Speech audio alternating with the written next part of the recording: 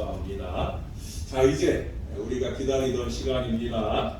우리 장로의 신학대학교 총장님이시고 예배와 설교학 교수님이신 우리 김원영 목사님 나오셔서 이번 주 다음 주 큰 주제는 그대들 다시 첫사랑의 정렬로 일어서라 하는 이 주제 아래 오늘은 특별히 모든 것이 은혜, 한없는 은혜 제목의 말씀을 주실 거예요.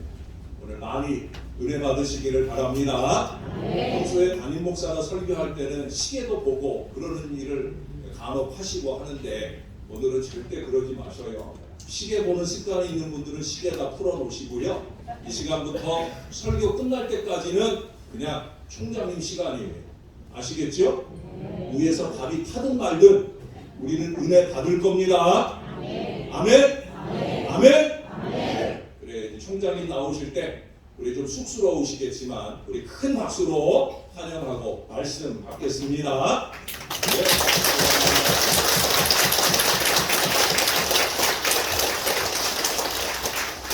신호제 교회 창립 50주년 참 축하드립니다. 그동안 교회를 위해서 수고하신 여러 성도님들 하나님께서 한번 칭찬해 주시고 하늘의 복으로 덧입혀 주시기를 바랍니다. 계속해서 창립 주일 행사가 이어지고 있는 것으로 알고 있는데 여러 행사들을 통해서 또 다시 오시면 아니 주님 오시는 그날까지 신실한 교회를 우뚝 서나가는 귀한 발전되는 시간들이 되었으면 좋겠습니다. 의사인 딸 손녀를 돌보는 한 지인의 이야기를 얼마 전에 들은 적이 있습니다. 딸이 의학 공부를 하느라고 밤늦게까지 공부하면서 커피를 참 즐겨 마셨답니다. 그리고 결혼을 하고서도 한동안 아이를 못 가졌습니다. 그러다가 공부를 다 마치고 의사가 된 다음에 아이를 가졌습니다. 의사이기 때문에 그렇게 즐겨 마셨던 커피를 딱 끊었답니다. 아이를 출산을 했습니다. 그리고 2달 정도 출산 몸조리 더 했습니다. 그리고 이제 병원으로 복귀하려고 하면서 어느 날 커피 생각이 너무너무 나갔고 딱 한 잔만 하자 하고 아침에 우아하게 모닝커피를 한 잔을 했답니다. 그것으로 끝났을까요? 그럴 리가 없죠. 오후가 됐는데 그동안은 안 마셨을 때는 모르는데 아침에 커피를 마시고 났더니 너무 커피 향기가 좋아서 한 잔만 딱 더 하자. 그리고 오후에 한 잔을 더 했답니다. 그것으로 끝났을까요? 저녁이 되는데 미칠 정도로 커피 생각이 나더라고요. 그래서 저녁에 또 이브닝 커피를 한 잔을 했답니다. 그날 저녁에 어린 손녀가 잠을 한숨도 안 자고 거치더랍니다. 무슨 이야기인지 아시죠? 모유 수유를 하는 어린 손녀가 엄마가 커피를 마셔서 그 커피의 카페인이 지금 어린 신생아에게 그대로 전달된 것입니다. 엄마가 건강하면 아이가 건강하고요. 엄마가 행복하면 아이가 행복해집니다. 그런 점에서 우리 그리스도인들은 무조건 행복해야 되는 사람들입니다. 근데 여러분 행복하세요? 세상의 여건 때문에 환경 때문에 행복하다고 생각한다고 한다면 이 중에서도 앞으로도 행복하지 못할 사람들이 많을 것입니다. 적어도 그리스도인들은 환경과 상관없이 여건과 상관없이 나는 이것 때문에 행복합니다. 행복의 이유를 아는 사람들이고 그 놀라운 행복의 이유를 알지 못하는 사람에게 전하기 위해서 모인 사람들이 바로 그리스도인들입니다.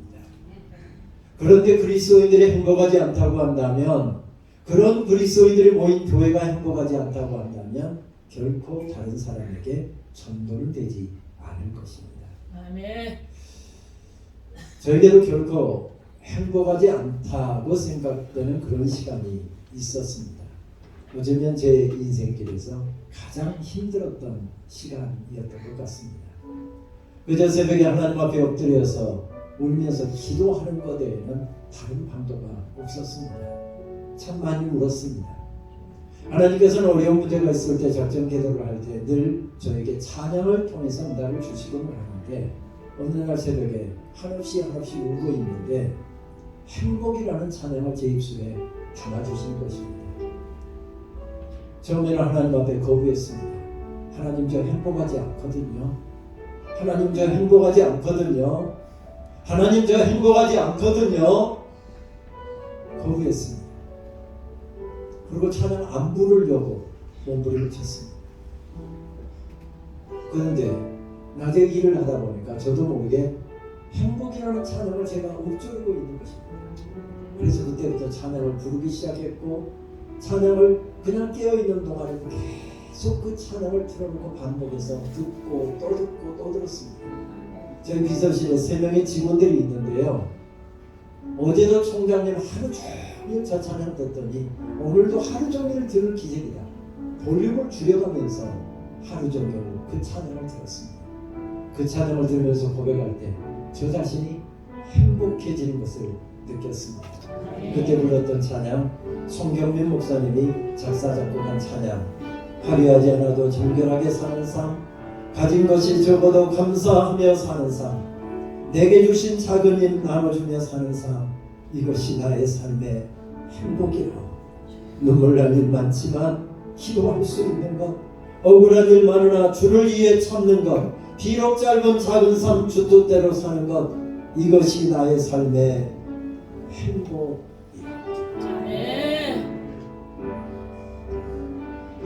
이것이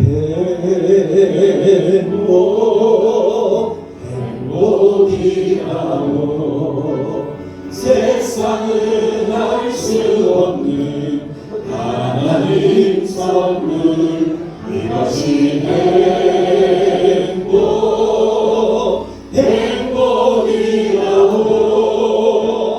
하나님의 자녀로 살아가는 것, 이것이 행복이라고.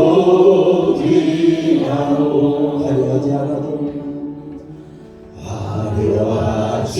않아도 정결하게 사는 삶, 가진 것이 적어도 감사하며 사는 삶, 내게 주신 작은 일 나눠주며 사는 삶, 이것이 나의 삶의 행복이라고.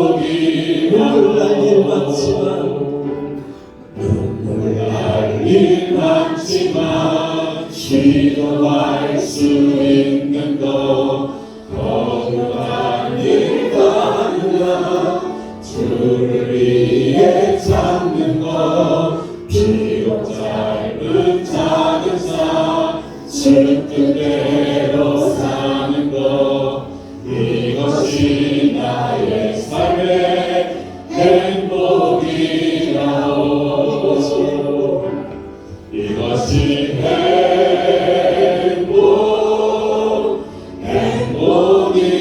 행복이라고. 세상은 알 수 없는 하나님 선물, 이것이 행복이라고.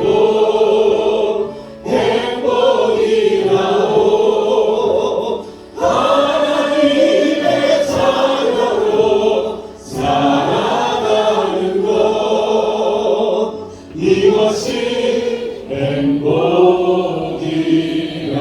두 손을 다시 한번 더 내볼까요? 이것이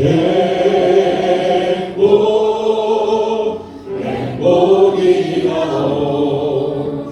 세상은 알 수 없는 하나님 선물, 이것이 행복이라고.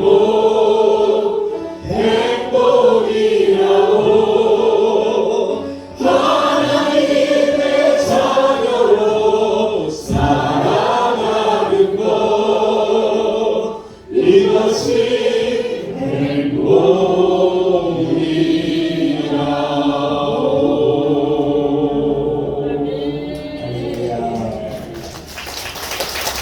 우리 신호교회가 50주년을 지내면서 하나님의 사랑받는 자녀로 살아가는 것, 하나님의 자녀로 살아가는 것, 하나님 그것 때문에 나 행복합니다.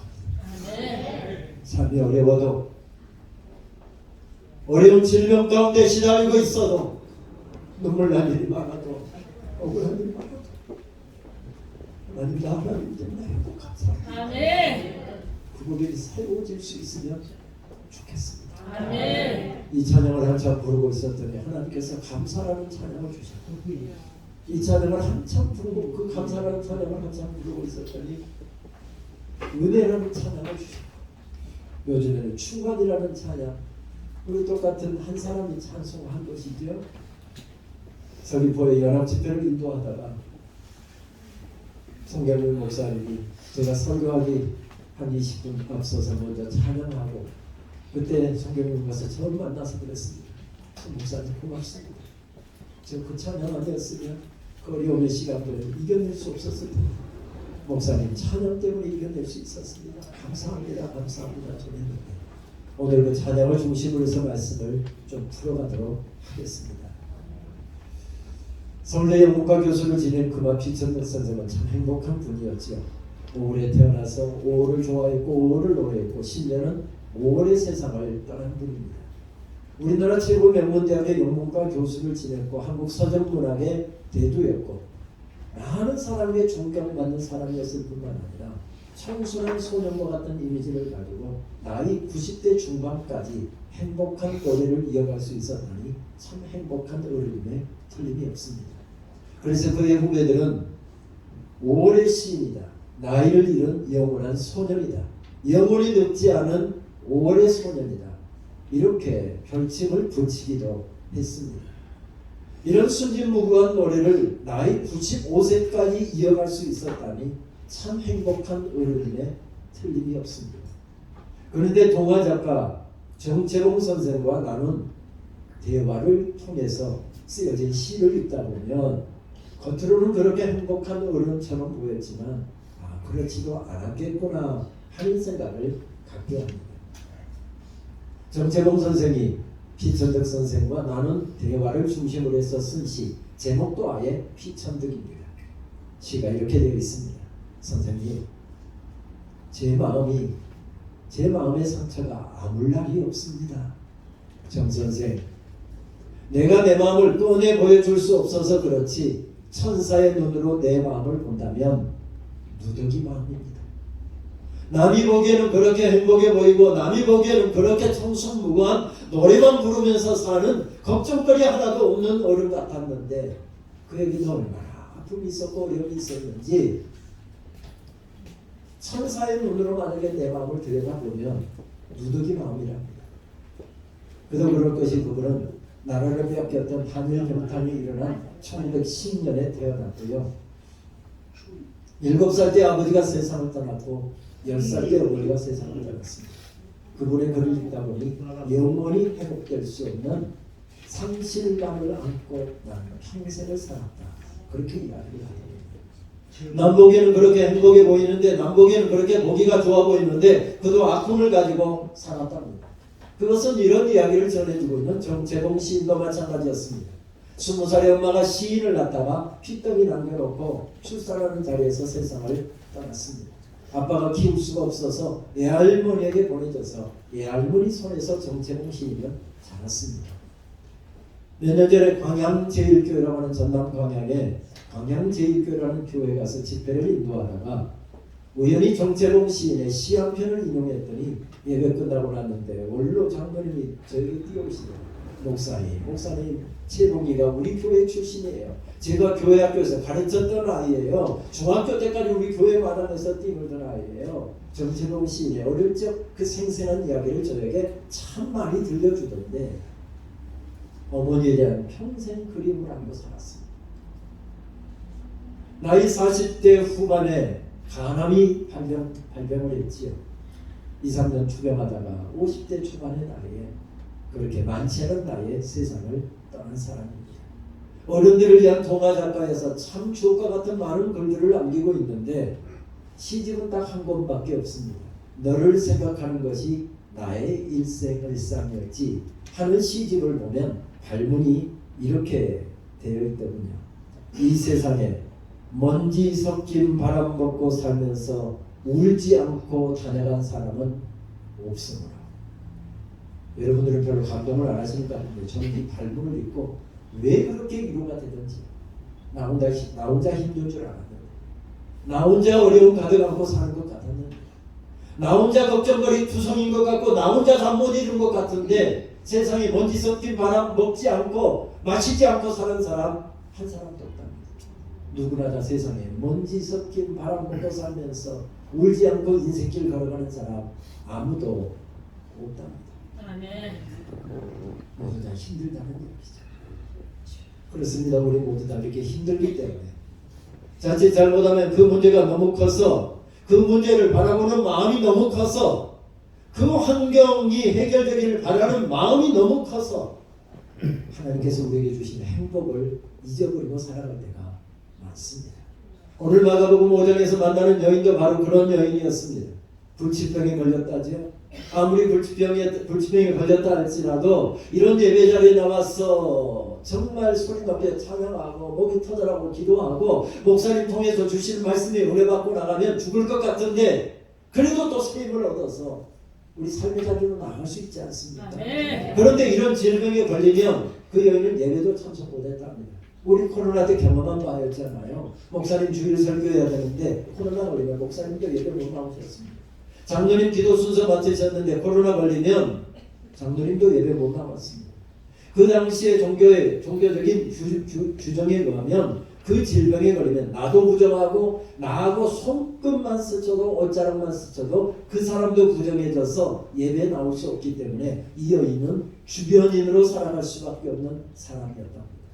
공동체에서 축출당했고 가족으로부터 멀어졌고 아웃사이더로 그 병에 걸린 사람들끼리만 모여 살 수 있는 그런 불치의 질병에 걸렸답니다. 얼마나 힘이 들었을까요? 얼마나 외로웠을까요? 그런데 오늘 마가복음 1장부터 우리를 구원하시는 하나님의 구원의 역사, 이 구원의 대서사 드라마가 잠잠하게 펼쳐지고 있는 그 무대에, 드라마가 지금 펼쳐지고 있는 그 무대에 이런 여인을 딱 끼워 넣는 구조로 되어 있습니다. 마가복음 1장부터 쭉 보게 되면요, 구원의 대서사 드라마가 웅장하게 지금 펼쳐지고 있는데 그 여인이 갑자기 무대로 딱 끼어 들어오는 구조로 되어 있습니다. 왜 이런 여인을 끼워 넣느냐고 묻고 있는데, 왜 이런 하찮은 여인에게 예수님께서 관심을 보이시느냐고 묻고 있는데 마가는 거기에 대해서 답을 주고 있지 않습니다. 아무래도 전체적인 마가복음의 주인공은 구원의 드라마를 지금 완성해 가고 계시는 예수 그리스도가 주인공이십니다. 그런데 마가복음 5장에 예수님 앞에 카운터 파트너로 서서 지금 구원의 드라마를 펼쳐가고 있는 사람이 누구였습니까? 야이로라고 하는 인물이었답니다. 성공한 종교 지도자였습니다. 많은 사람들에게 존경을 받는 덕망 있는 지도자였습니다.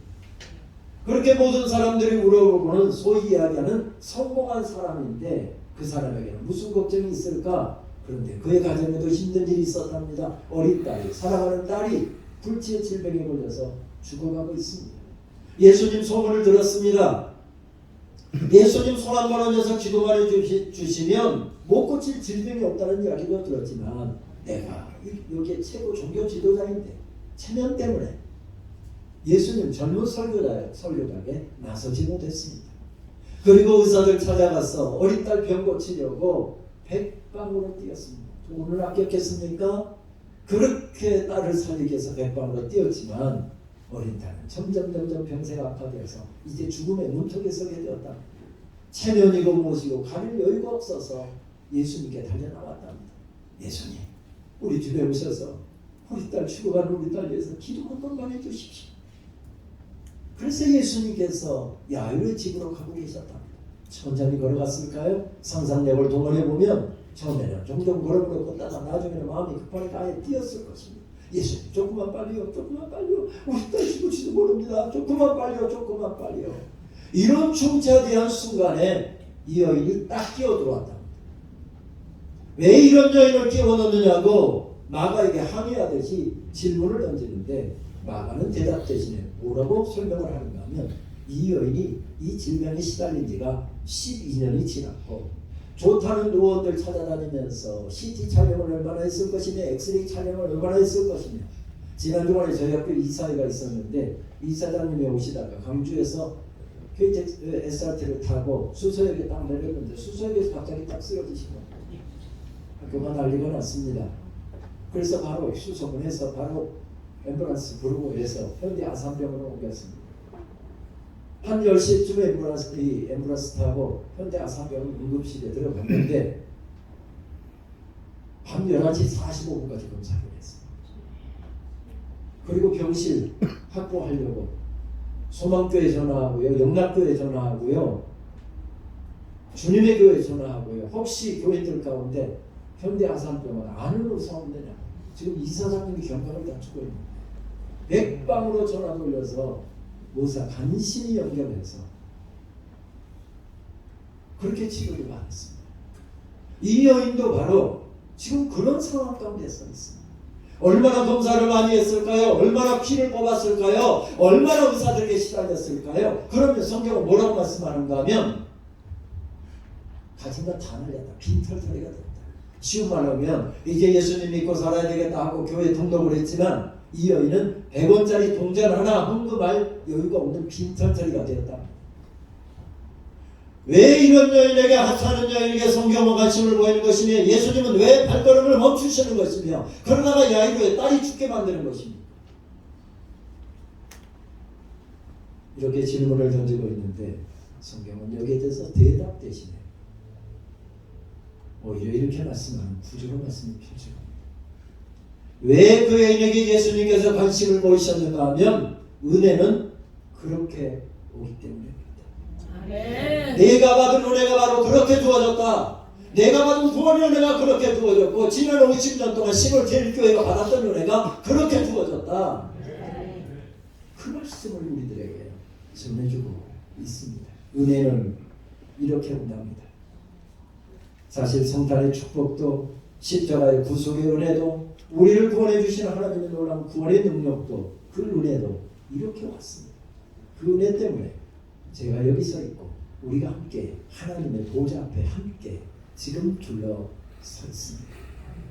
어쩌면 절망감에 몸을 떨고 있던 이 여인은 예수님의 옷자락만 만져도 내가 고침받을 수 있을 텐데 하는 믿음이 계속해서 솟구쳐 올랐을 것입니다. 그냥 올랐을까요? 예수님의 치유하시는 이야기도 들었을 것이고 몸갈지에서 예수님께서 얼마나 죄인들을 불쌍히 여기시고 얼마나 사랑하시는지 예수님의 사랑으로 치유하시는 광경을 지켜보았을 것입니다. 그래서 그 말씀을 듣다가 예배를 드리다가 마음속에서부터 믿음이 샘솟듯이 솟구쳐 오릅니다. 그리고 마음속에 나는 부정한 여인이라 예수님 옷자락만 만져도 고침받을 수 있을 텐데 절망의 밤이 얼마나 했을까요? 좌절의 밤이 얼마나 했을까요? 눈물을 내야 했던 밤이 얼마나 됐을까요? 그런데 마음속에 이 믿음이 솟구쳐 오니 그 모든 삶의 여건을 딛고 예수님의 옷자락만 만져도 내가 고침받을 텐데 하는 믿음으로 예수님께 달려나왔습니다. 그런데 예수님 집 야외의 집을 향해서 아예 달려가고 있습니다. 예수님에게 말을 걸 틈도 없습니다. 분위기로 봐서 그런 여유도 없습니다. 그러면 그렇지 실망하고 좌절할 수밖에 없는 상황이지만 이 여인 좌절합니까? 그렇지 않습니다. 예수님보다 2배는 빨리 달려서 앞으로 달렸답니다. 화려한 여인이 12년 동안 피를 쏟고 피를 쏘아서 손은 뼈만 남았을 것이고 얼굴은 앙상했을 것이고 그런 가냘픈 몸으로 예수님보다 청년 예수보다 2배를 더 뛰어서 그 앞으로 달려갔을 것입니다. 은혜를 사모하는 그 마음을 가지고 달려 예수님 지나가시기를 기다리다가 예수님 지나가시자 손을 내밀어서 예수님의 옷자락을 만진답니다. 저분이라면 나를 불쌍히 여겨주실 텐데 저분이라면 내 병든 인생을 고쳐주실 텐데 병든 가정을 고쳐주실 텐데 병든 몸을 고쳐주실 텐데 그 마음이 솟구쳐라. 그 가냘픈 파리한 손을 내밀어서 예수님의 옷자락을 만졌답니다. 이런 말씀을 우리에게 전하면서 마가는 이 여인이 만진 것은 예수님의 옷자락이 아니었다 하는 구조로 말씀을 전하고 있습니다. 분명히 옷자락을 만졌다고 전하면서도 그 여인이 만진 것은 단순히 예수님의 옷자락을 만진 것이 아니었다. 그러면 무엇을 만졌을까요?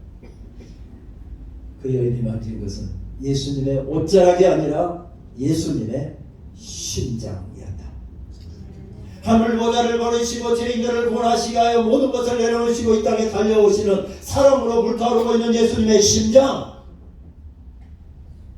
가난하며 헐벗은 자, 방황하는 영혼들을 불쌍히 여기시는 사랑으로 불타오르고 있는 예수님의 심장, 죄인들을 벌하셔야 할 십자가에서 당신이 그 십자가에 매달리셔서 죄인들이 지불해야 할 죄값을 거기서 다 지불하시고 죄인들은 살리시고 당신이 죽임을 당하시는 사랑으로 불타오르는 예수님의 심장, 그 여인이 만졌던 것은 예수님의 심장이었다고 말씀합니다.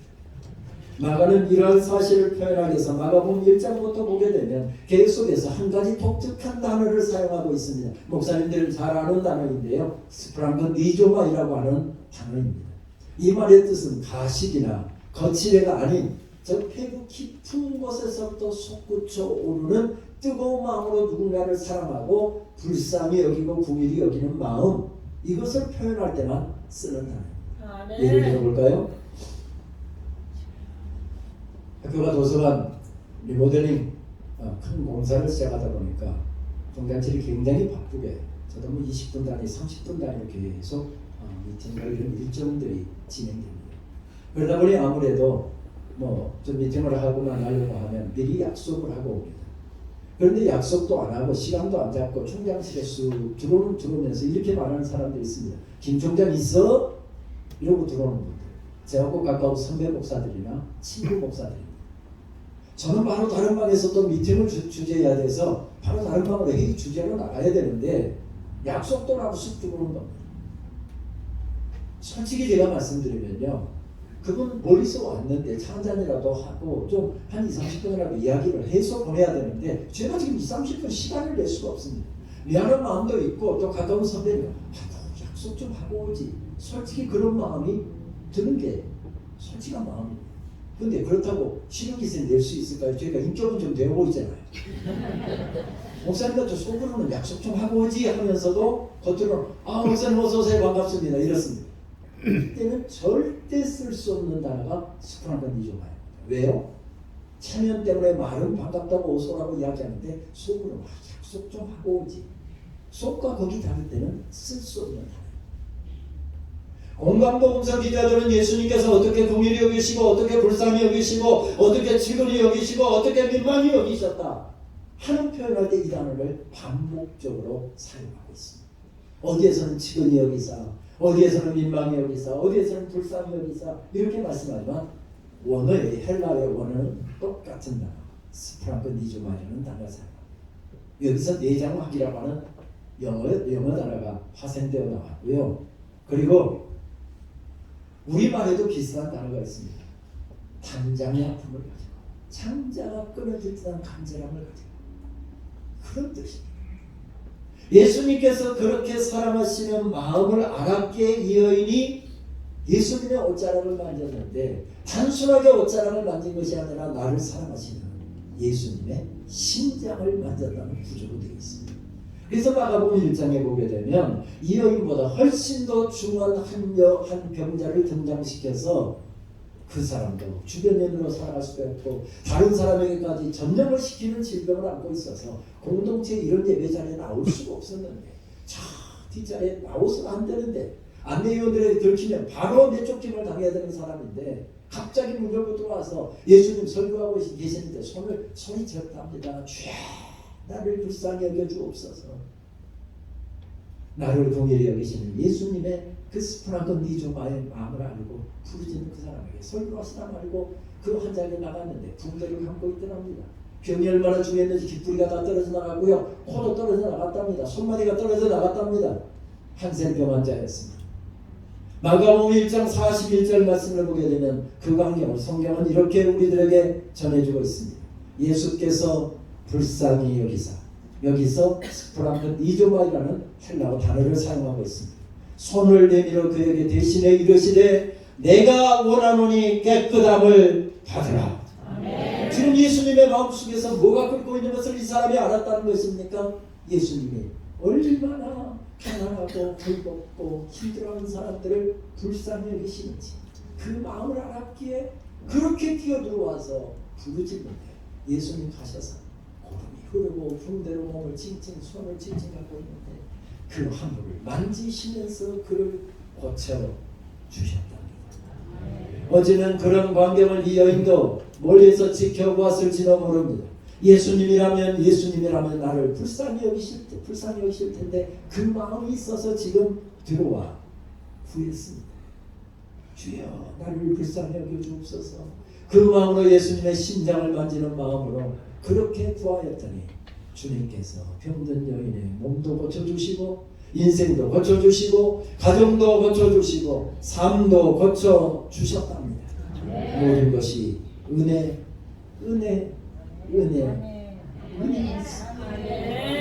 내가 잘나서 이만큼 살고 있는 줄 알았습니다. 내가 머리가 좋아서 좋은 대학 나와서 내가 박사가 되어서 이만큼 살고 있는 줄 알았습니다. 근데 나이 80이 내려놓고 보니까 살아온 인생길 돌이켜보니 은혜 아닌 것이 없습니다.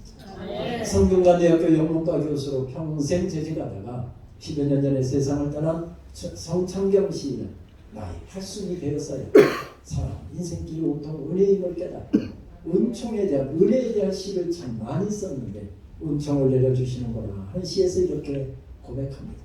은총을 내려주시는구나.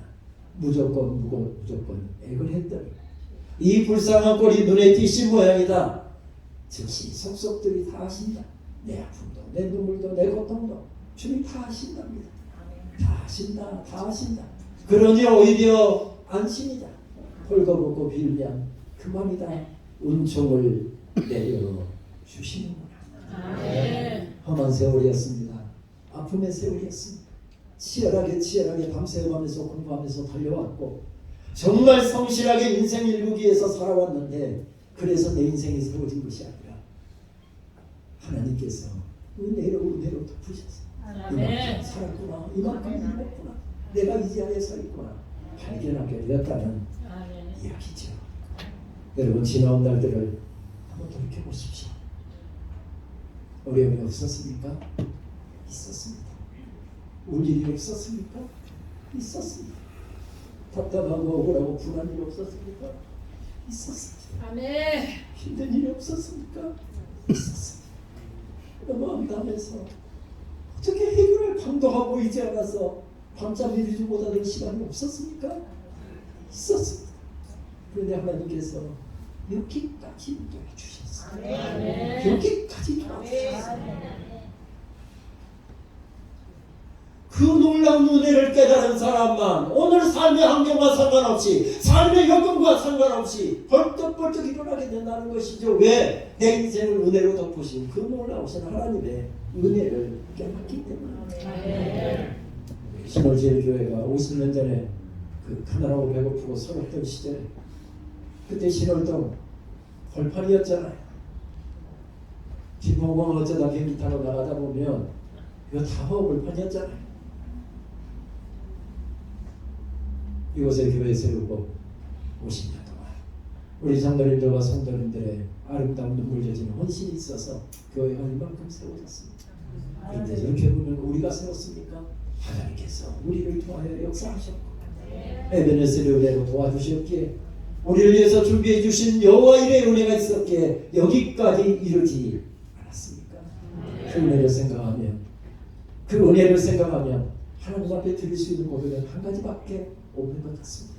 주님 감사합니다. 주님 감사합니다. 주님 감사합니다. 저는 고등학교 2학년 때 목사들 소명을 받고 공부하던 방향을 바꿔서 신학교로 가기로 작정을 했습니다. 고등학교 3년 동안 제 가슴을 적셨던 목사님은 지방에 있는 저희 교회에 담임을 하고 계셨던 지금 충신교회 원로 목사님으로 계신 박종순 목사님이었습니다. 고등학교 3년 동안 그런 설교를 들으면서 가슴이 뜨거워져서 내 젊음도 내 인생도 주를 위해서 드리겠다라고는 결단이 일어났습니다. 문제는 저에 대한 기대가 컸던 저희 부친이 문제였습니다. 야, 남자 새끼가 평생 꽁무니에 여자들 한두 명 달고 다니면서 살래? 권사님들 무슨 이야기죠? 목사님이 권사님들 모시고 신방하는 것을 저희 부친이 그렇게 이야기한 것입니다. 야, 남자 새끼가 여자들이 지어다 준 쌀 한 주먹씩 그거 받아먹고 살래? 권사님들 무슨 이야기죠? 성리. 믿음 생활을 하셨지만 그렇게 믿음이 깊지 않으셨고 또 저에 대한 기대가 그리고 목사님들이 그때 다 가난하고 힘들게 살았기 때문에 그냥 예수 믿어라 교회 열심히 다녀라 목사만 하지 마라 목사직 그 남자가 가르치지 못해라 저희도 지금 반대하신 이유였습니다. 그래도 제가 받았던 은혜가 컸기 때문에 고집을 부리자 제 부친이 마지막에 그럼 돈 한 푼도 못 대준다 제가 물어서 학교 다닐 거예요 큰 소리 치면서 참 감사한 것은 부친이 어려서부터 제 모든 일 공부하라는 일 한 번도 자기 안 하셨고요 공부하기 싫으면 그냥 때려치고 나하고 일을 하자 일을 스스로 알아서 자기 일을 하게 만들어 주셨어요. 그래서 부친에게 공부하는 얘기 한마디도 안 잡고 자랐습니다. 그런데 목사 되겠다고 하는 그게 얼마나 부친이 반대하시는지 그런데도 불구하고 받은 은혜가 커서 제 잠시대 시험을 치고 약간의 장학금까지 받고 합격을 했습니다. 나머지 등록금 장학금을 안 채워주면 등록금을 채워야 되는데 부친이 아는 체도 하지 않습니다. 등록금 얼마나 물어보기는커녕 어떻게 합격됐는지도 아는 체도 않습니다. 부친 눈치만 보다가 정말 안 도와주실 것 같아서 한번 하나 있는 위로 형이 한 사람이 있는데 한번 찾아갔습니다. 믿음 생활 잘하는 형이었습니다. 시작할 수 있도록 좀 해주십시오. 시작만 할 수 있게 해주시면 제가 제 힘으로 벌어서 학교 다닐게요. 형이 기뻐하면서 나머지 등록금을 도와주었습니다. 생명과 같은 귀한 돈을 주머니에 담고 기뻐서 뛸듯이 설 무렵에 형은 그때 현대중공업 다니고 있었는데 회사 일 때문에 명절에 쉬지를 않아서 형은 못하고 형수하고 어린 조카 데리고 밤에 한 번이나 9시 45분 보급행 열차 먼저 타는 사람이 임자였죠. 한 번밖에 없으니 설 무렵에 설세를 하는 사람들이 얼마나 붐비는지 중간에 탔는데 계단도 올라가기 어려울 정도로 사람들이 많이 꽉 차 있었습니다. 밀치고 조카하고 들어가서 밤새 서서 덜컹거리면서 그렇게 조카하고 고향으로 가고 있었습니다.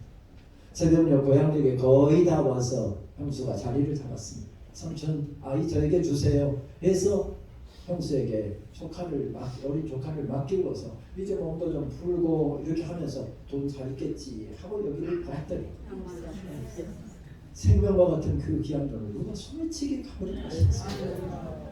저는 그냥 집에 돌아와서 일을 뒤집어 썼습니다.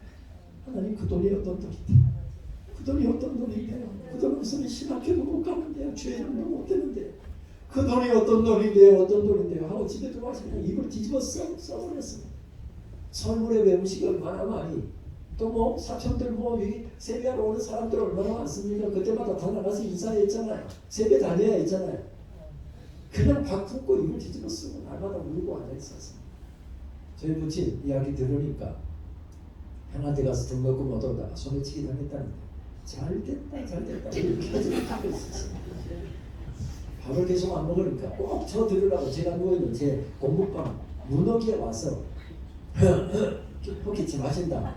옛날 어른들 말씀에 사흘 밥 굶으면 잠 안 넘는 사람이 없다고 했어. 제 부친 이야기입니다. 나도 배고프면 지발로 기어 나올 테니까 오기가 나서 밥을 다 먹어버렸습니다. 그리고 자식 이기는 부모가 어디 있습니까? 결국은 부친이 손들었습니다. 제가 밥만 좀 먹어라. 내가 돈 대줄 테니까 밥만 좀 먹어라. 그래서 부친이 도와준 돈을 가지고 저는 장신대 입학을 했습니다. 할렐루야 감사합니다. 은혜 베풀어 주셔서 감사합니다. 학교 오게 해주셔서 감사합니다. 그랬겠죠? 날마다 새벽기도 나가고 사태질만 했습니다. 하나님 그때 뭐 하셨습니까? 그 정도도 못 지켜주신 하나님 내 결혼을 걸고 평생을 걸고 주님 섬긴다는 거 너무 억울해서 저 이제 보따리 싸고 목사 안 할 겁니다. 저 나가서 제가 공부하고 싶은 거 저는 그때 사범대학 가려고 했고 저희 부친은 공과대학 보내려고 하셨거든요. 부친 때문에 이과 선택해서 공부했거든요. 이제는 다 때려치고 이제 제가 하고 싶은 공부할까. 그렇게 하는데 하나님 불리하시니까 말씀을 안 하시더라고요. 3개월이 다 지나가고 학기가 다 끝나갔는데 정말 보따리 싸려고 정말 이제 다 때려치고 재수해서 그렇게 다 제가 하고 싶은 공부하려고 보따리 싸려고 하고 있는데 어느 날 예배 가운데 세미한 음성으로 하나님께서 다가오시는데 야 이놈아 목사 되겠다고 하는 놈이 그렇게 믿음이 없느냐? 너를 위해서 준비해놓은 말씀이 여기 있다. 창세기 22장 14절, 사무엘상 7장 12절 말씀. 딱 그 말씀 9절만 주시는데 놀래서 성경을 펴보았더니 여호와의 산에서 준비해 주시겠다는 여호와이라는 말씀. 하나님께서 너를 여기까지 도와주셨다. 에베네셀이라고 하는 두 말씀을 읽는 순간 마치 전기에 감전된 것 같처럼 막 콧물이 쏟아져나오고요. 하나님 잘못했습니다. 하나님 잘못했습니다. 저 평생 그 말씀 붙잡고 삽니다. 신학교 시작할 때 여호와 이래가 되시리라. 에베네셀이 되시리라. 근데 가만히 돌이켜보면 하나님께서 그 약속대로 제 인생을 도와주셨다는 것을 발견할 수 있었어요. 한년 목회 3년 정도 하다가 대학원 지도교수의 관건에 못 이겨서 미국 유학 갈 때 도와준 사람 한 사람도 없었고요. 교회에서 퇴직금 겸 한임 목사 3년 했다고 퇴직금이 있는 줄도 몰랐는데 퇴직금 겸 우리 담임 목사님 공부하러 가는데 해서 장학금 겸 도와주신 그 돈 6개월 가서 버티면 없어지고 그 돈 들고 가서 7년 3개월 15일을 버텼습니다. 도와주는 사람 아무도 없었어요. 근데 마치고 나서 고백하게 되는 것은 하나님 약속대로 여호와 이래가 되셨군요. 에베네셀 되셨군요. 그래서 제일 좋아하는 성경 구절이 뭐냐고 평생 의지하고 붙잡고 사는 말씀이 무엇이냐고 로마서 8장 28절 말씀. 하나님을 사랑하는 자 곧 그 뜻대로 부름받은 자들에게는 어려운 일도 있고 답답한 일도 있고 감사한 일도 있지만 이 모든 것을 다 합력하여 선을 이루시는 데야. 선을 이루시는 데야. 저는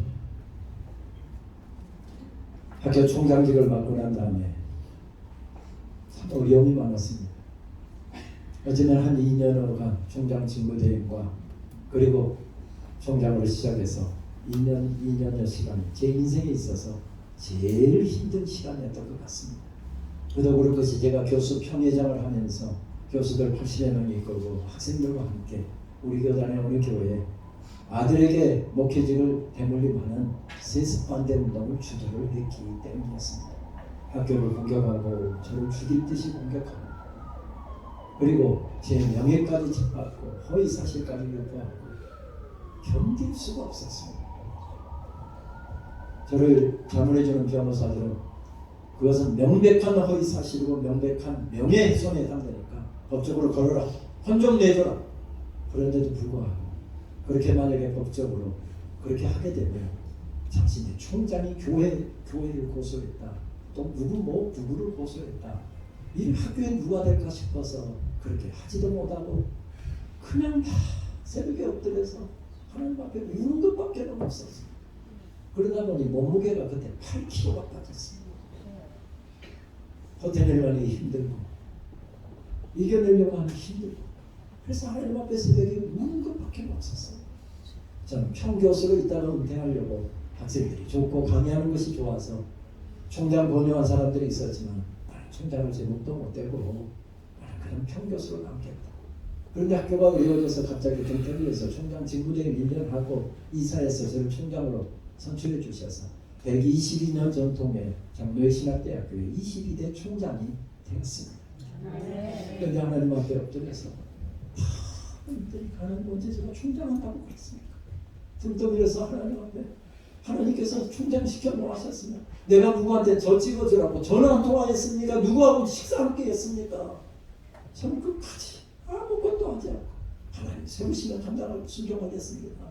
하나님 그렇게 세워놓으셨으면 총장할 수 있도록 이 어려운 때 이 큰 공동체를 이끌고 갈 수 있는 힘을 주셔도 도와주셔도 할까 말까 하는 부족한 사람인데 이렇게 완전히 사람 박살을 내고 무슨 일을 해라고 총장을 세우셨습니까? 하나님 앞에 어마어마하게 울고 있었습니다. 그런데 그렇게 울고 있을 때 하나님께서 50여 년 전에 초등학교 5학년 때인지 6학년 때인지 어머니 따라서 새벽기도 갔는데 그때 일어나지기만 하면 어머니 따라 새벽기도 갔습니다. 그런데 50여 년에 들었던 그때는 남자 여자 자석이 따로 있었잖아요. 이쪽에 저는 남자석에 앉아서 기도하고 어머니는 이쪽 석에 앉아서 기도하는데 50년 전에 어머니가 저를 위해서 들으셨던 그 어머니의 기도 소리를 제게 들려주시는 것입니다. 저는 초등학교 졸업하고 중학교도 가기 어려운 집안 형편에서 자랐습니다. 저희 부친이 공부도 많이 했고 머리도 비상한 분이었는데 젊은 날에 당신 꿈이 망가지는 것 때문에 젊은 날에 이걸로 사셨습니다. 그런 집안꼴이 말이 없겠습니까? 그래서 사실 중학교도 가기 어려운 형편이었어요.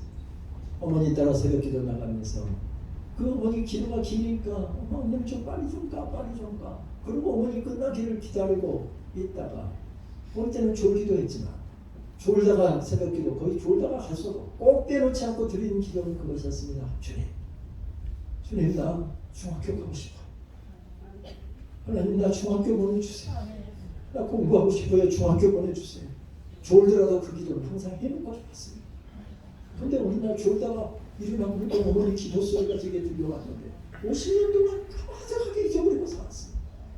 근데 50년 만에 하나님께서 새벽에 엎드렸는데 그 기도 소리를 들려주시는데 하나님 책읽기 좋아하는 우리 은영이 공부하기 좋아하는 우리 은영이 중학교 가고 싶답니다. 하나님 저 아이 중학교 보내주세요. 어머니의 기도가 거기서 끝났을까요? 끝나지 않습니다. 저 아이 고등학교도 보내주세요. 거기서 끝났을까요? 끝나지 않았습니다. 저 아이 대학교도 보내주세요. 거기서 끝났을까요? 끝나지 않았습니다. 하나님 저 아이 공부하고 싶은 만큼 공부시켜주세요. 그 어머니 기도 소리를 들려주시는데 울지 않을 수가 없었어요. 그런데 그 기도 소리를 들으면서 저 이짓하고 있었습니다.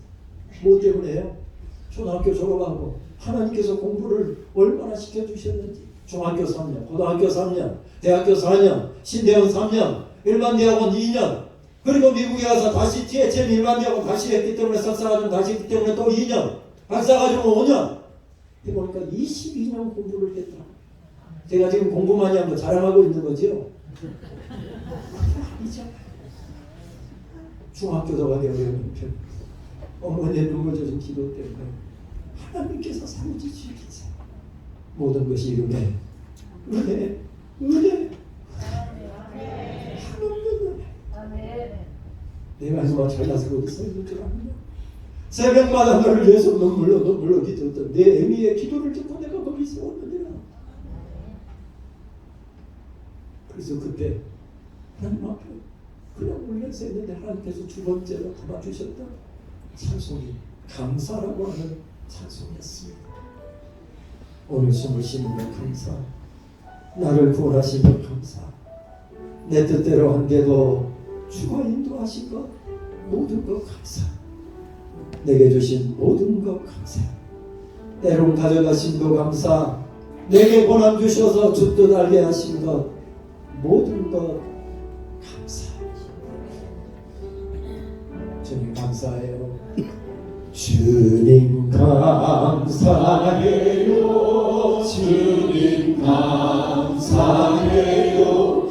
내가 여기까지 온 것도 은혜입니다. 주님 감사해요. 주님 감사해요. 나를 사랑하신 주 사랑 감사합니다. 주님 감사해요. 주님 감사해요. 주님 감사해요. 내가 여기까지 온 것도 은혜입니다. 주님 감사해요. 주님 감사해요. 나를 사랑하신 주 사랑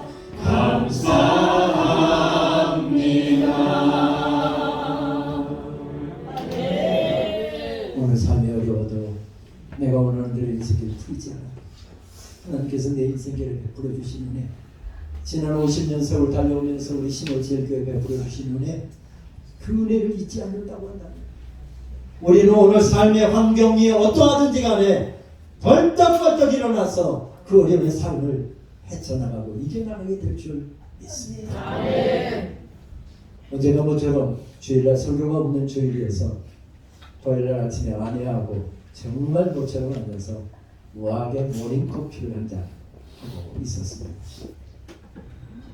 모닝커피를 마실 때 무엇이 있어야죠? 쿠키 이런 사람들은 낭만을 모르는 사람, 음악이 있어야 되잖아요. 그래서 음악을 좀 분위기를 잡아서 음악을 들으면서 커피를 마시려고 유튜브를 켜서 아내도 저도 클래식 음악을 좋아하니까 아침이니까 모차르트를 들을까 베토벤을 들을까 쇼팽을 들을까 하고서 쭉 검색을 하다 보니까 갑자기 생각나는 노래 찬양 제목이 있었습니다. 그래서 그것을 발표를 해서 찬양을 찾아서 듣는데 바로 찬양을 듣는데 눈에서 눈물이 주르르 흐르는 겁니다. 영어 찬양이었습니다. 첫 가사가 얼마나 제 가슴에 강하게 저를 내리치던지 첫 가사가 이것이었습니다. In Christ, 오직 그리스도 안에서 그리스도 안에 My hope is found. 내 희망은 오직 그리스도에게 있습니다. 아멘. 이 찬양을 딱 나오는데 나도 모르게 눈에서 눈물이 주르르 흐르는 겁니다. 그런데 제 아내가 앞에 앉아서 커피를 마시더라고요. 찬양을 좀 듣다가 울어야 이게 되는데 첫 구절 듣고서 딱 우니까 이거 울어? 울어? 울어? 아니 노래 듣자마자 울어? 권사님들 제발 부탁하는데 남자들이 나이 들어가면서 여성 호르몬이 조금 많이 나오거든요. 그래서 울고 있거든. 제가 좀 모른 척 해주세요. 그런데 저 여성 호르몬이 많이 나와서 그래서 울고 하는 거거든요. 그렇다. 내 희망은 오직 예수 그리스도. 오직 예수 그리스도가 나의 희망이다. 그 고백이 제 속에서 솟아오르니까 그래서 제가 울어? 이게 뭐 울어? 하면서 눈물 훔치면서 아내 앞에서 함께 이 찬양을 들었습니다. 영국의 찬양 집회지요. 영국 전역에 유럽에 있는 사람들끼리 모여서 찬양 축제를 벌이는 From Praise 40주년 기념 음반에 나온 In Christ로 오직 예수 그리스도 안에서라고 하는 찬양이었습니다. 우리말로도 번역이 되어 있는데요. 번역된 곡을 여러분들에게 드리려고 아무리 찾아보아도 그렇게 제가 들었던 그 감동이 안 나왔고요. 또 영어 가사로 번역된 영상을 찾아봐도 없어서 제가 이거 직접 번역하고 또 직원들에게는 2, 3일 전에 이거 부탁을 해 자막을 입히는 작업을 해주는데 그걸 부탁을 할 수가 없어. 제가 여러분들에게 들려드리려고 자막 작업까지 직접 해갖고 갖고 나갔다는 거 아닙니다. 조금만 앞에 부분 좀 듣도록 하겠습니다.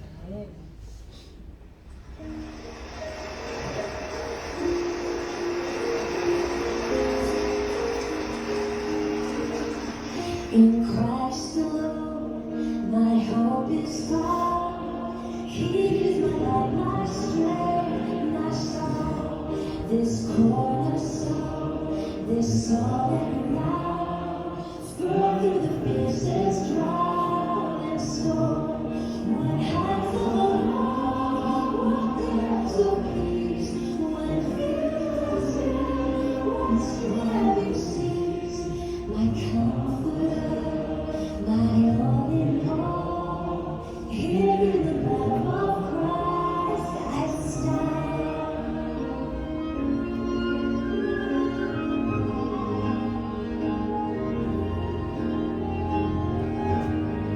In Christ alone, concealed of flesh, fullness of unending endless faith. This gift of love and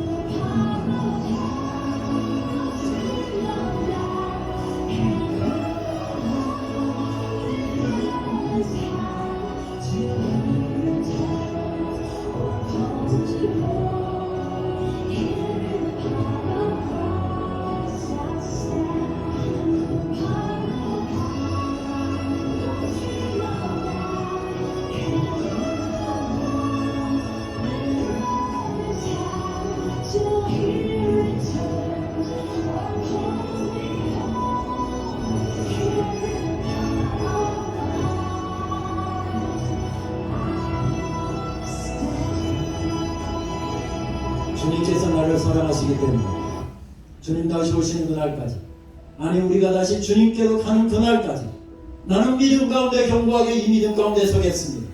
하나님께서 지난 50년 동안 우리에게 베풀어 주신 은혜를 내가 기억하기에 그 은혜를 믿고 나는 그 믿음 가운데 견고하게 서겠습니다. 복음의 핵심을 들려주자. 그런데 여러분, 영어 찬양에서 은혜를 못 받는 분이 딱 한 분이 계신 것 같아서 우리말 bon하는 곡을 갖고 왔다는 거 아닙니까? 1절하고 4절만 우릴 텐데 1절은 우리 찬양팀께서 이 찬양을 먼저 해주시겠습니다. 예수 안에 소망 있네, 예수 안에 소망 내가 있네, 신나의 노래, 내 빛과 힘 나의 노래, 환난 중에 도우시는 주 나의 견고한 반석, 크신 사랑, 크신 사랑, 크신 평화, 주연에서 날 건지네, 내 위로자, 내 모든 것 주 사랑 안에서 우리 사절 함께 찬양. 주 예수의 능력으로, 예수의 능력으로 내 속에 두려움 없네, 나의 사는 모든 순간 주께서 다스리시네, 어느 어떤 주 속에서 날 빼앗지 못하리라, 주 오실 날 기다리며 주 능력 안에 서리. 어느 것도 주 손에서 날 빼앗지 못하리라, 주 오실 날 기다리며 주 능력 안에 서리라.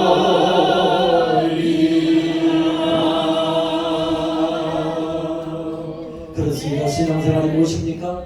하나님의 은혜를 받은 사람들이, 하나님의 사랑을 받은 사람들이 오늘 삶의 여건이 어렵고 힘들다 할지라도 내게 주신 놀라운 사랑을 확신하게 주님께서 내 인생 인도하실 줄 믿고 그 확신과 믿음 가운데 벌떡벌떡 일어나서 믿음으로 걸어가는 것, 이것이 신앙생활입니다.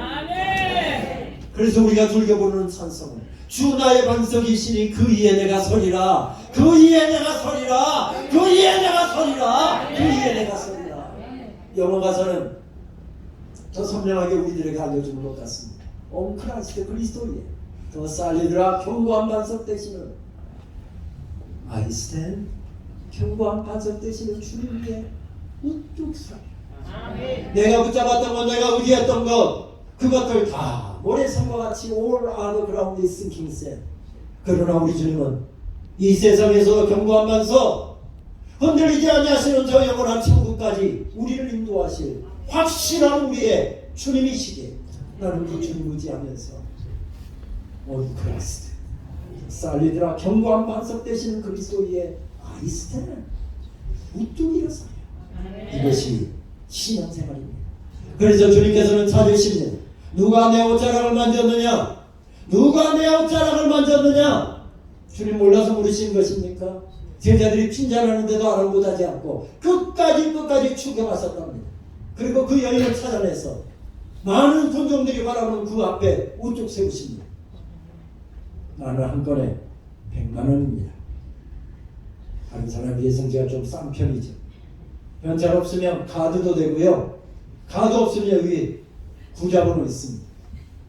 주님, 지금 병자고쳐 주시고 나서 수고비 받으려고, 그래서 주님 누가 내 옷자락을 만졌느냐 찾으신 것이었을까요? 아니었습니다. 찾아내신 다음에 주님 이렇게 말씀하십니다. 따라, 내 믿음이 너를 구원하였으니 평안히 가라. 내 병에서 놓여 건강할지어다. 내 믿음이 내 간절함이 너의 병을 고쳤으니 그 간절함으로 살아라. 그러면 내 인생도 내 가정도 내 자녀도 너희 교회도 세워질 것이다. 그 간절함으로 살아라. 간절함. 화려한 손을 내밀어서 주님 아니면 내 인생 세워질 수가 없습니다. 도와주실 주님이 아니면 내 인생은 어디에서도 세워질 방도가 없습니다. 주님 나를 도와주옵소서. 화려한 손을 내밀어서 주님의 옷자락을 만지는 그 간절함으로 예배하고 그 간절함으로 찬양하고 그 간절함으로 기도해라. 그러면 내 인생 세워진다. 내 자녀들 세워진다. 너희 교회 세워진다. 이 말씀이죠. 그 간절함으로 살아. 다시 50년 우리 간절함으로 일어서십시오. 지난 50년 그 간절함으로 이 아름다운 교회를 세우신 장로님들 다시 강해할 때 예배 드릴 때 죄를 감당할 때 다시 그 간절함으로 50년을 또 우리 살아가십시오. 우리 장로님들 절대 50년 후에도 세상 떠나지 마시고 100주년 때 그래 그 간절함으로 살았다. 주님께서 이렇게 우리들에게 은혜를 베풀어 주셨네요. 주님 감사합니다. 주님 감사합니다. 그 간절함으로 살았다. 간절함으로 찬양하고 간절함으로 기도하고 간절함으로 예배하고 간절함으로 주의 사역하고 작은 것 하나에도 내 정성을 드릴 때 세워지는 역사는 계속됩니다. 우리 믿음의 선배들은 이 간절함으로 가득 찬 모습을 목마른 사슴으로 비유를 했죠. 목마른 사슴이 신의 물을 찾아 헤매듯이 내 영혼 주를 찾기에 간급하다. 목마른 사슴으로 살아. 지난 4월 동안 물을 못 마셨습니다. 쓰러질 것 같습니다. 죽을 힘을 다해서 산등성이 넘어서 그 골짜기는 물이 있을 것 같는데 물이 없습니다. 아시는 것처럼 이스라엘은 거기에는 비가 한 방울도 내리지 않기 때문에 그래서 또 죽을 힘을 다해 등성이 넘어서 물 냄새를 맡으며 다른 골짜기로 들어갔습니다. 거기도 물 없으면 이제 나 죽습니다. 끝납니다. 그 마음으로 예배 자리에 나가라. 찬양하라. 우리 가난하고 배고프던 시절 어쩌면 신월제회가 시작되면 그때 만들어진 찬양이지. 시편 말씀에 복을 붙여서 불렀던 찬양. 목마른 사슴 신의 물을 찾아 헤매듯이 내 영혼 주를 찾기에 갈급하나이다. 근보가 귀한 나의 주님, 내게 만족 주신 주, 당신만의 나의 기쁨 또한 나의 참고네. 저는 대학 3학년 때 부모에게 독립선언하고 입주 가해하고 아르바이트 하면서 제 힘으로 공부하느라고 밥도 참 많이 굶었습니다. 그리고 군대에서 장교로 3년 6개월 군복무한 다음에 제대할 때 그 돈으로 결혼도 했고 그리고 신대원 2학년 1학기 마치고 군복무를 하고 2학기로 복학을 했는데 중간에 오다 보니까 사역지가 괜찮지 않겠습니다. 아직 먹고 살 돈은 있는데 가장이 됐는데 결혼을 했는데 몇 달 동안 수입이 없으니까 불안해서 어떤 이야기를 듣고서 종로에 나갔습니다. 책 한 집만 팔면 10%를 준다. 100만 원짜리 한 집만 팔면 그때 월부로 다 어린이들 전집이나 무슨 목사님들 주석들 팔았잖아요. 그래서 교육받고 이만큼 팜플렛을 가지고 왔습니다. 10% 100만 원짜리 한 집만 팔면 10만 원. 정말 꿈을 가지고서 이렇게 팜플렛을 들고 누구를 먼저 찾아갈까 생각하고 기도한 다음에 찾아갔습니다. 제가 한 집만 사주세요. 그 말이 여기까지 안 나옵니다. 30분 1시간을 머뭇거리다가 결국 그 말을 못하고 나왔습니다. 참 영아 뭐하러 왔냐? 말도 못하고 나올 거면서 뭐하러 왔냐?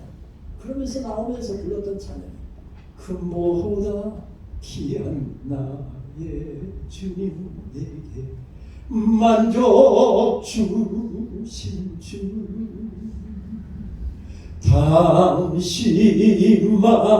당신만이 나의 기쁨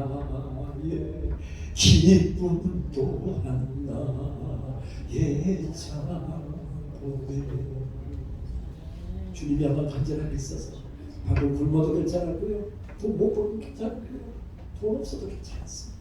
아멘. 지난 50년 동안 우리 신월저희교회 허락하신 하나님의 은혜 떠올리면서 다시 일어서십시다. 아멘. 교회가 어렵잖아요. 영적 기상도가 어둡잖아요. 다시 하나님의 은혜에 대한 감격 가지고 우리 일어서십시다. 하나님 앞에 엎드려 있을 때 힘들고 어려운데 하나님께서 은혜라고 하는 찬양을 제 가슴에 담아주시는데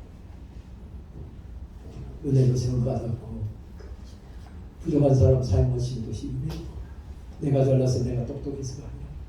새벽마다 자녀를 위해서 눈물로 기도하셨던 어머니의 기도가 있었기에 내가 여기 서 있구나. 은혜를 깨닫는 순간 모든 것이 다 해결됐습니다. 내 인생 돌이켜보니 모든 것이 은혜로 세워진 인생임을 깨달았습니다. 그 어려움의 순간에도 벌떡 일어설 수 있었습니다. 우리 이번 2주 동안 갖게 될 집회 주제가로 선정한 찬양인데 은혜라고 하는 찬양 가사는 이렇게 되어 있지요. 내가 누려왔던 모든 것들이, 내가 지나왔던 모든 시간이, 내가 걸어왔던 모든 순간이 당연한 것이 아니라 은혜였어. 아침에 뜨고 저녁에 노을, 봄의 꽃향기와 가을의 열매, 변하는 계절의 모든 순간이 당연한 것이 아니라 은혜였어. 내가 이 땅에 태어나 사는 것, 어린아이 시절과 지금까지 숨을 쉬며 살며 꿈을 꾸는 삶, 당연한 것이 아니라 은혜였어. 내가 하나님의 자녀로 살며 오늘 찬양하고 예배하는 삶, 복음을 전할 수 있는 축복이 당연한 것이 아니라 은혜였어. 모든 것이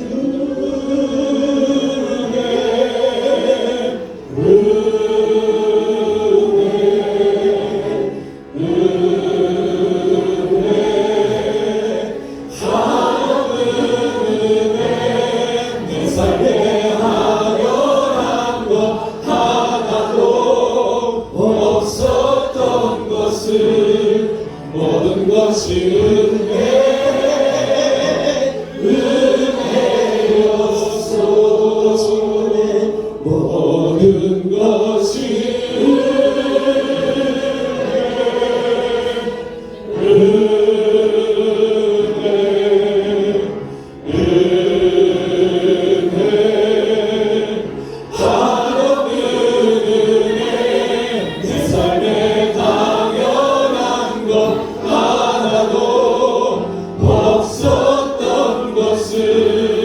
모든 것이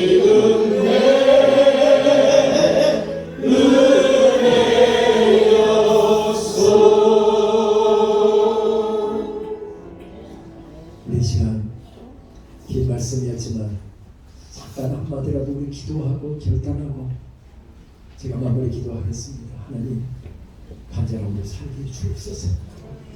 내 눈에서 말랐던 눈물이 회복되게 하시고 간절한 예배, 간절한 기도, 간절한 찬양, 하나님 간절함을 담고 다시 50년 시작합니다. 주님, 우리 신월제일교회 하나님의 은혜로 다시 충만해지게 하여 주시고 감사로 충만해지게 하시고 주님 때문에 행복합니다. 그 행복을 세상과 나누고 자녀들과 나누고 다음 세대와 나누는 교회 되게 하여 주옵소서. 주님, 은혜로 살아왔습니다. 은혜에 대한 감격 잃어버리지 않게 하시고 다시 그 감격 가지고 일어서게 하여 주옵소서. 우리 그 기도 조용한 목소리로 하나님 앞에 분명하게 올려드리고 제가 마무리 기도합니다. 주님 감사합니다. 주님 감사합니다. 남은 인생 김현입니다. 그 간절함으로 살게 해 주옵소서. 그 간절함으로 살게 해 주옵소서.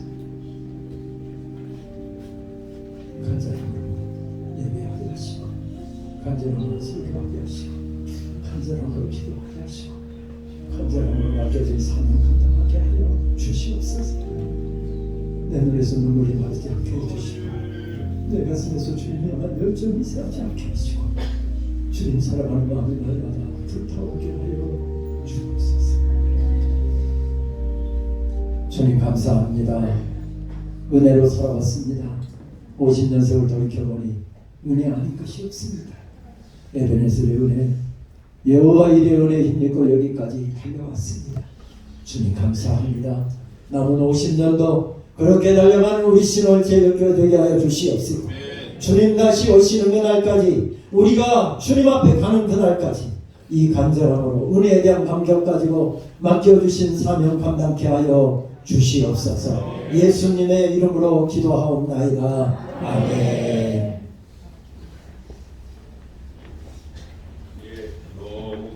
합니다. 제가 학교 다닐 때 우리 총장님이 좀 계셨었으면 제가 더 잘 훈련되어서 여러분 앞에 서지 않았을까 하는 아쉬운 마음이 드는 저한테는 참 은혜로운 시간이었습니다.